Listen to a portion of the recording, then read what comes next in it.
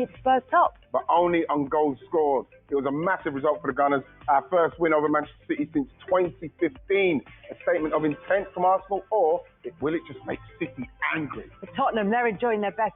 What a weekend, though. What a win for Arsenal. And most significantly, what a win in terms of where this Premier League trophy is going to end up come the end of the season, because Spurs are top. Yeah.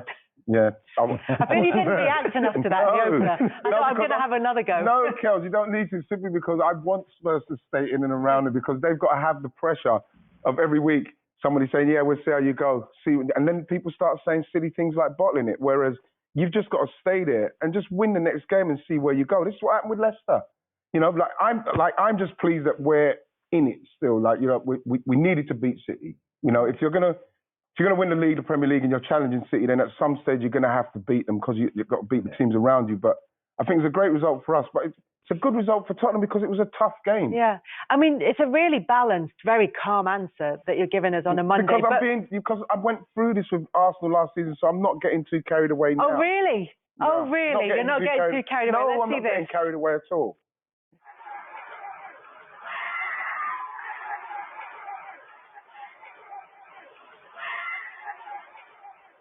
No, see, that's out of context simply because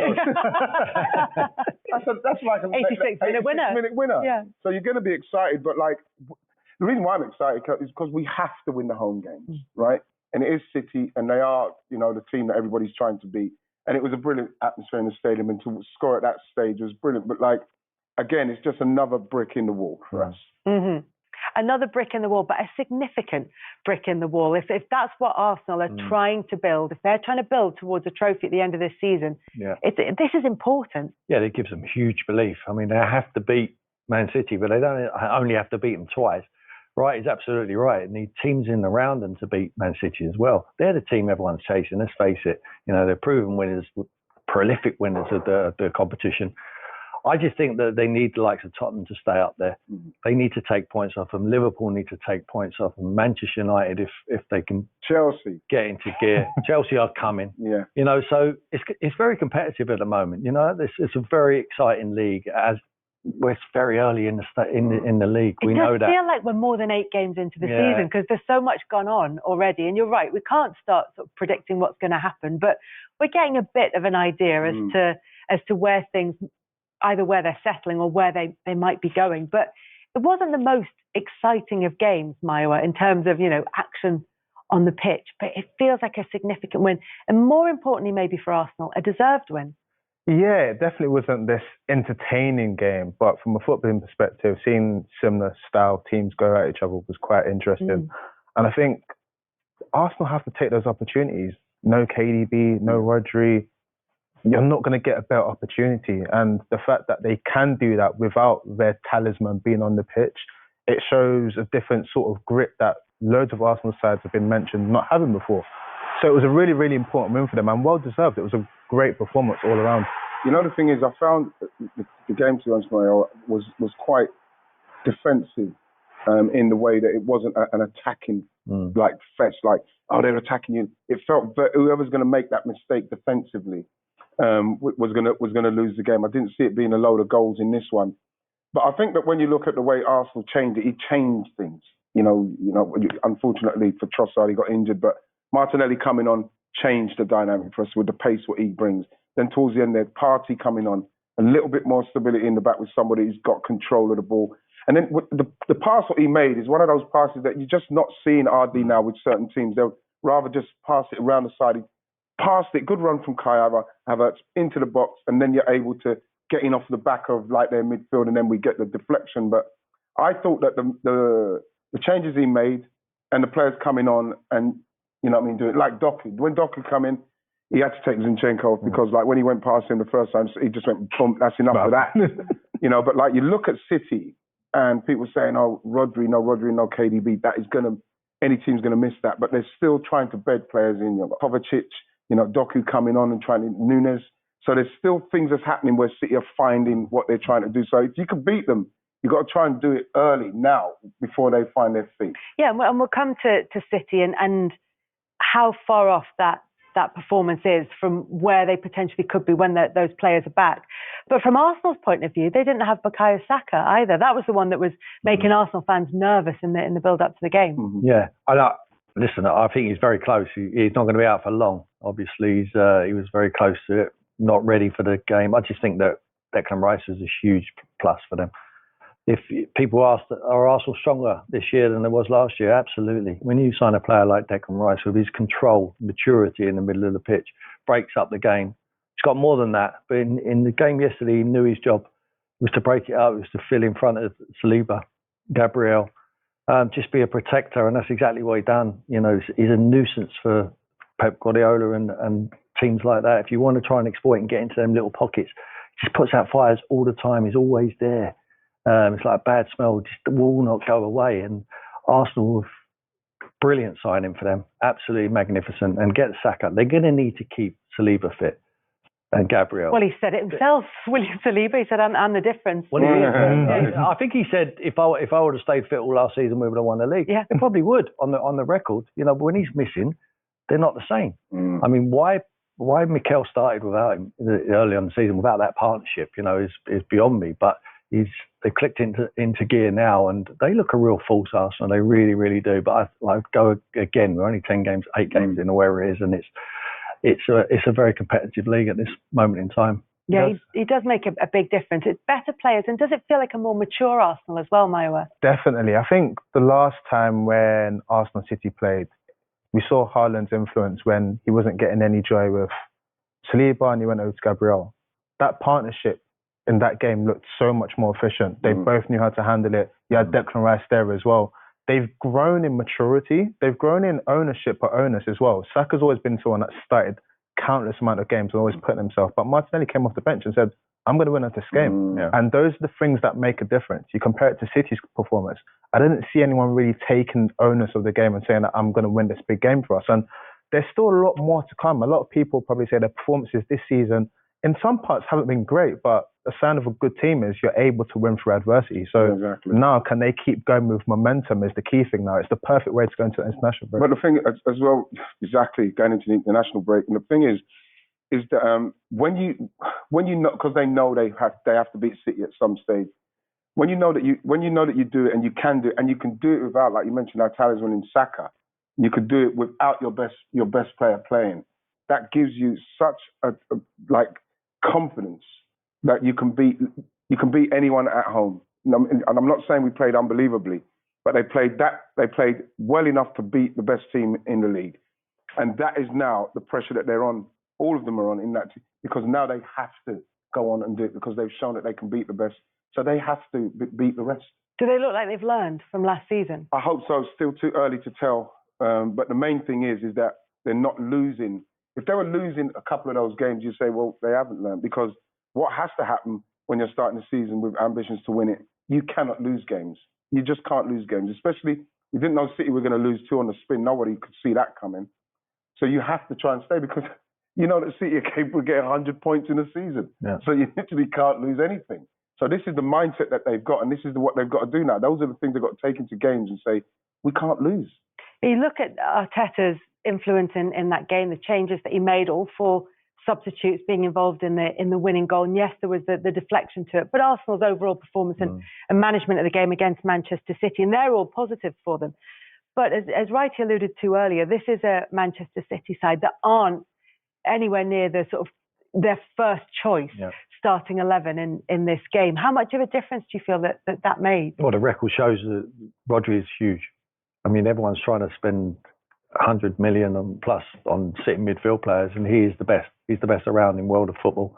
So they're going to miss him. They haven't won since he's gone out in the Premier League. He's back now, and maybe when you play players like Bernardo in the sitting midfield role, you can get away with it if you've got Kevin De Bruyne. They haven't got either Rodri or De Bruyne at the moment, so they're going to be huge misses to even a squad of players like Man City. They've coped in the past, but when they play against the best or the second best, which is Arsenal and the Liverpools and the Tottenhams at the moment this season, then they come unstuck. They need the best players back. Yeah, they need their best players back, and we just saw the record without Rodri, as you say. There was the defeat by Newcastle in the League Cup, defeat by Wolves, and then followed by the defeat by Arsenal. In terms of pure Premier League games, they haven't had the most difficult start to the season. We know City aren't necessarily always fast starters to a season, but are we starting to see cracks appear? Because it looked, even if people were saying performances haven't quite been there at the early stages, they were still getting the results. It's like the City machine continues to thrive. It's funny because after the 2 defeats, you think, is it a blip? Then after the big game defeat, you start thinking, well, the retaliation wasn't there. What's happened?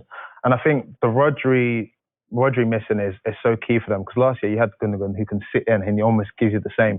They don't have a like for like. Calvin Phillips, for whatever reason, is not really favoured. And it kind of shows you that they're looking for something where you start the first half with Bernardo Silva and then the second half you have John Stones in the same position. Both are not giving you what Rodri gives you. You look at, on the other side, Arsenal, Declan Rice in there. You can see what you need from that sort of role. So I think him coming back is major, but it then makes you ask the question, what if he was to get injured this season? Is that the opportunity that Arsenal would then get to go on a run? Because we can clearly see he is so integral to everything they do. I think they'll get back to winning ways.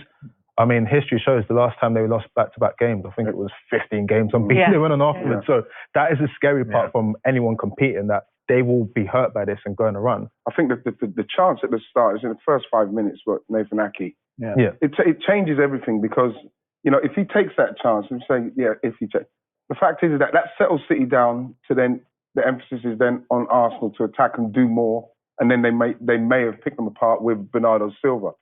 But when you miss chances like that as well, and then you're not quite firing, because like I say, you've got players in the team that are new to the team. I thought Gvardiol played pretty well, but I thought Jesus gave him a bit of a run around on that left side. I was very surprised it wasn't Ake on that side. But anyway, it was like I say, more of a defensive game, and no one really stood out as an offensive force until Martinelli came on, and he's just so much energy, so much pace. I think the game was very close, very tight, and in the end, it was going to take something like that for it to break the honours. That's why for me, I give Arsenal a lot of credit in this game. You talk about the Ake chance that's missed, Alvarez with Rayo, that incident there, Kovacic, you know, being on the pitch. If you think about all of these little moments that happened, typically that's enough to make your head go. But they managed to keep to a game plan for long enough to be like, okay, how do we switch it up and get one chance? It was just one ball over the top. But that 1 minute of doing something different breeds you this opportunity. So you've got to give credit, because typically that's not how that match typically goes for Arsenal against City. He made the changes for it to happen as well. Like you said, the 4 guys who came on all contributed. So we're trying to build a case, aren't we, for any team to challenge Man City. But if Man City play well and they don't have crippling injury problems, they are still the team to beat. If I had to be a manager and you give me any team with a squad of players to manage at the moment, I would still take Man City. And presumably with Rodri in it, it's going to be a completely different setup anyway. So then how much do we read into that win for Arsenal? I mean, as much as everybody enjoyed it, as much as everybody at the Emirates loved every second of the celebration at the full-time whistle, after the goal and at the full-time whistle, with the injury to Saka, we didn't really see the best of Arsenal necessarily in terms of going forward. With the missing players for Manchester City, for whatever reason, we didn't really see Manchester City at their best. So what does it tell us? What have we learned? It tells us that they've learned that games like that, especially like I mentioned, they have to win the home games. Especially, but you cannot lose that game, because, like you say, the last time City lost 2 on the spin, they went on a 15-game winning streak. That's what they're capable of doing. Just to stay in touch with them at this stage is all Arsenal want to be doing. Just accumulating points, because it's too early. They know what City can do, like we saw them do at the end of last season. And I don't think they'll be getting carried away with it. I think the fans, and you can see myself, because you're scoring a goal at that stage of the game against that team, you lose it. You know, and there's nothing wrong with that. We saw it at United with McTominay. But also, it's what the goals, the timing of the goal tells you. A late winner against Man. And then when you look at the way they're celebrating, they're hugging. That dressing room, Tim Mayowa, look at them. How important it is to beat that team and what it does to the dressing room. It gives them belief. All it gives. That's what it gives. It gives belief.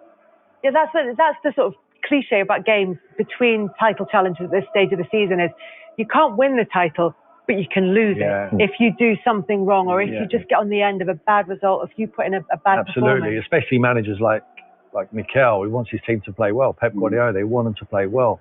But when they dust themselves down in cold light of day, when he sits there today, he says, we've played better.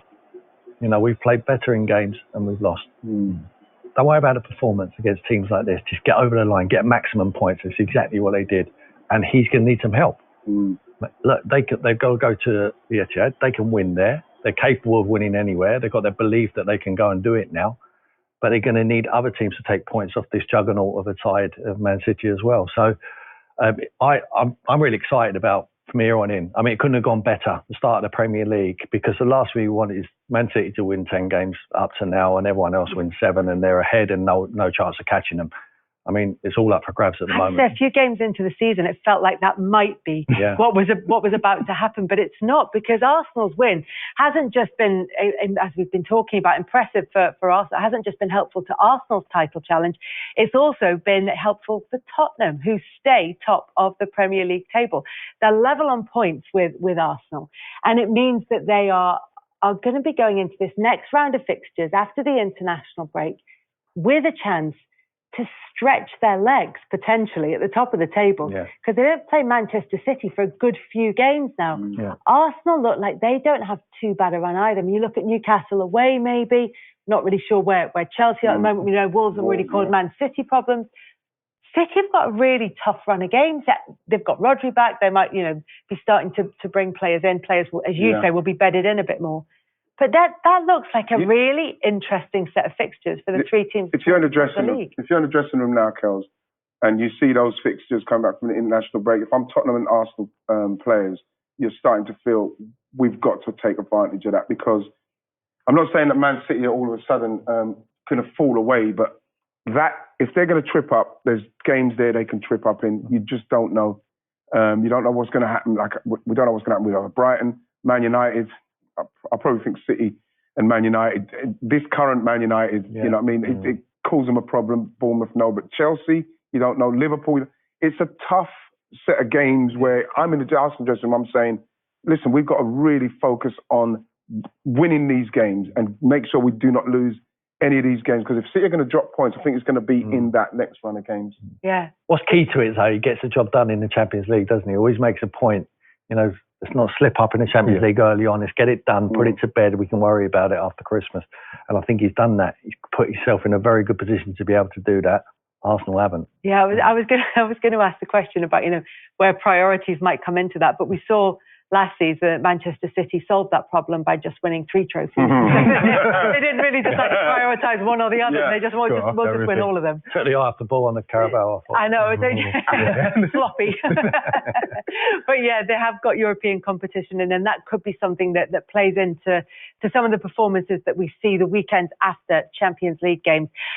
So Tottenham in good position there at the top of the table, and they might well be eyeing a title race of their own, because they've got 20 points. They sit at the top of the table, pain-free recovery. But he'll keep us updated, as he said, through his social media challenges. And we do wish him, just to repeat, all the very best in his recovery.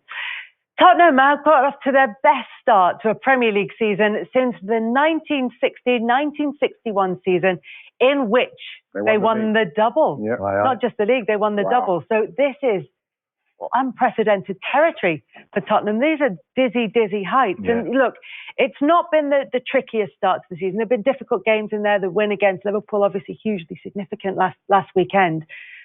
But we're starting to see a pattern emerging under Ange Postecoglou. It feels as though this is sustainable improvement, if not maybe improvement that can take them all the way to the Premier League title. You're keeping a lid on that level of expectation, aren't you, Tim? I am, because you look 22-23 season and the year before as well, magnificent, only 3 points difference.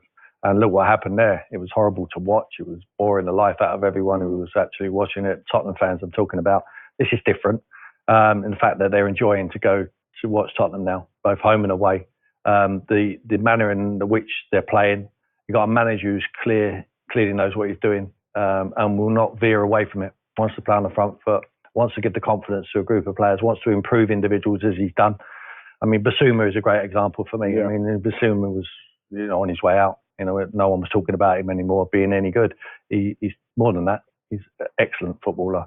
And he's showing his attributes now for a manager who wants to put his arm around him, show him some love, and really express him in the correct light. And I think this manager has got to take an awful lot of credit. You know, he's worked tirelessly on that training, got the message across, got the belief into the group of players, and with results, the belief increases. Right, you tell you, you know, it's all right. The manager telling you positive stuff. If you're not winning every week, it's really hard to get that information across. But it's easy now. I mean, they've got full confidence in what they're being told by the manager. The fans are on the up, and the cloud has been lifted away from White Hart Lane. You know the thing with the thing what Basuma have to learn, and I'm sure that Ange Postecoglou would say something. You can't get sent off for that kind of stuff. You can't do that. Not with what Tottenham are trying to do, because that against another team could have cost them. Because there was a couple of chances at Fulham that Luton had. They could have punished them. You know, but what was good about Tottenham is that they went down to 10 men and you wouldn't have noticed. And I'm not being disrespectful to Luton, but they've got a different mentality. There's a different mentality about them, and we've seen that they'll go to the end now. They're playing good stuff. You're right to mention Basuma, because apart from that silly dive, what he done, he has been outstanding this season for what they're doing, and he's one of the major parts why they are ticking and doing so well. But I think when you look at Tottenham's start, and you mentioned that, yes, it's a favourable start, it's still the kind of start that you could see Tottenham probably dropping some points out of that start. I think, and it all goes down to me to the massive change in mentality for Tottenham with this manager that he's brought. Yeah, and a Luton side that they will have been expected to beat, but just looking at the strength of those celebrations afterwards as well, it shows how hard they had to work to get it. Yeah, definitely. No, there's no easy game in the Premier League, and if any manager takes over any club, this is what you would want in the first few weeks. Clear football philosophy, buying from the fans, buying from the players. There's a feel-good factor around Spurs that probably hasn't been there for ages. Everyone's enjoying the football, they're enjoying what's going on, and now it's just about momentum. I think up until the Liverpool and Arsenal games, it was just about, okay, this is good. There was 2 hard challenges, and those were overcome quite well. Now you've got a run of fixtures where, can you continue to build in the momentum? I mean, we don't want to look too far, but in January, it's going to be interesting. Son's going to be gone for a few weeks. Basuma's probably going to be gone. Sar's going to be gone. That's where the depth is going to have to come involved. But for now, you just have to enjoy this moment. And how far can we go? How well can we continue to keep playing? That's what's going to. That's the question that Tottenham fans and Tottenham players and the manager are going to be asked. You know, what do you expect? They're going to have to continue to try and fight back the expectation, because they're doing stuff that no one expects them to do, but they're in the fight. Yeah. So then this is what happened with Arsenal. All of a sudden we've improved to the point where we're in the fight with City, and so you're fighting, you're at top of the league for so long, and then you get to the place where they start asking the questions where people like City have been, Liverpool have been, and stuff, and then you kind of like fall off. You lose a game, you draw a game. That is when we see that's where the big question is. The first moment of adversity, how do they bounce back? Because there's going to come a moment in the season where it's not going to be as lovely as it is. But how do they bounce back? The manager, by all looks and sounds, feels like he has the ability to take this team where they need to be. It's just how the players are going to evolve and continue to grow when it doesn't go right. When the papers suddenly turn, or the fans are like, I didn't like that performance. That's when we'll see the true Tottenham. But for right now, it's very good. It's great to watch. It's very good to watch. I think the managers give the board of directors, the head of recruitment, a little bit of belief that he knows what he's doing and that he can improve players. Because before, the recruitment looked very poor, but them players who look poor are now no longer looking poor. I mean, Maddison's been an unbelievable signing. They brought him in. So they're jockeying for position like we talked about earlier, getting there in around Christmas time, still there or thereabouts. Window opens in January. Now, Daniel Levy might have trust in this manager. Says, you know what? I'll give you a bit more money. You know, and they might need that little push to get them over the line. Who knows? This is wide open. At this present moment in time, this Premier League is wide open. You talked about how quickly he's been able to get his methods and his tactics across to the team.